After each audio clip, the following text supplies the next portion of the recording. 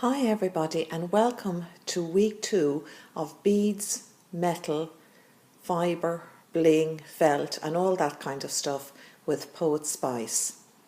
As usual, links to the other ladies taking part, links to their channels will be in the description box. This week I decided to tackle the Leaning Tower of brads. They breed, folks. They get into the Leaning Tower and they breed. Also, I buy these cards of brads every now and again, and it's very easy. You say, they won't take up too much space. But eventually, if you have lots and lots of cards in them, they do take up a lot of space. So I've been racking my brains trying to figure out how to use them in, make embellishments, do something with them so that they'll eventually get used. So the first idea I came up with also used up fabric scraps and trimming scraps and paper scraps. I used this punch, which is Stampin' Up bow punch, but you needn't use that. You can use a die, you can use anything that cuts out a bow shape. And I've used a little bit of an embroidered flower trim and stuck a brad through the centre. And this will make a nice embellishment for a small cute card. I haven't got around to making cards yet because this week has been kind of hectic and I've had to make this video well ahead of time because there is stuff going on. Now here is another one.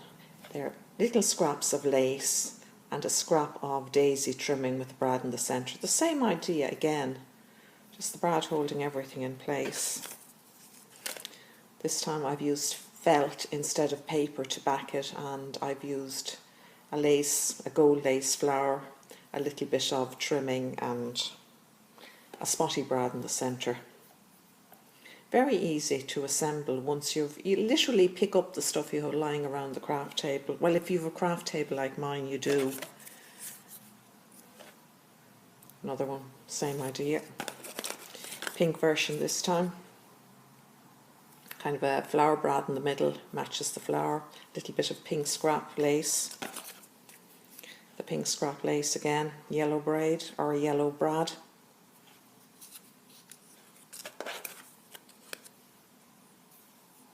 I was trying to coordinate with the paper at this stage. So then I got a bit bolder and I thought, well, what about using fabric scraps? So I got out my long thin, because very often if you're sewing you're left with long thin strips of fabric or weird shapes that can be cut into long thin strips. So I've got a few of the strips and I just cut them with my pinking scissors. Just yoke here. Just neaten the edges, just like that. And I've made a bow and just stuck a brad through the centre.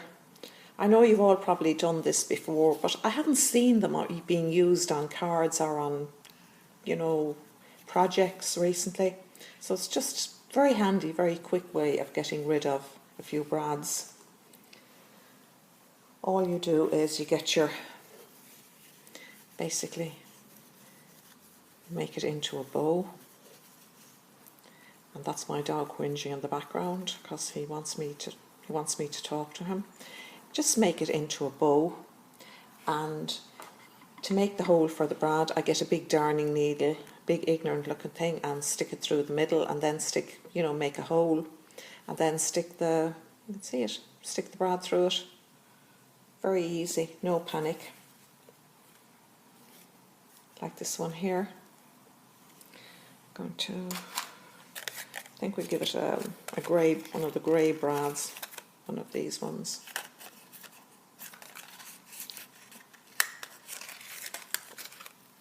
So there it is, a nice big blingy brad, not a polite little delicately coloured brad. Anyway, here I go, give it a good going over with the darning needle, and then shove the legs of the brad through. Which of course won't oblige me by going through first go, but There we are. Now I've held the centre of the flower of the bow together with a pin, a straight pin. So I'll just take out the pin now and just flatten the legs of the brad down, and there you are. You could also add a flower here, which I've done with this little thing here, this little green and cream concoction. And if the bow is kind of flops and won't stay in place, just a few dabs of the good old tacky glue.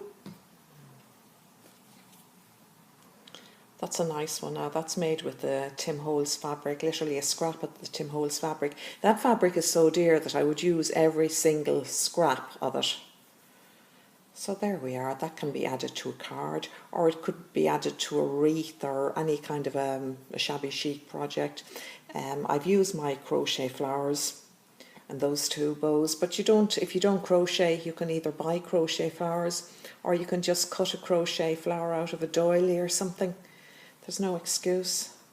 Once again, I've trimmed nearly all the edges with the pinking scissors. So I hope this gives you a few ideas. Thanks for watching, and I hope you all have a lovely weekend. Mind yourselves and don't do anything I wouldn't do. Bye.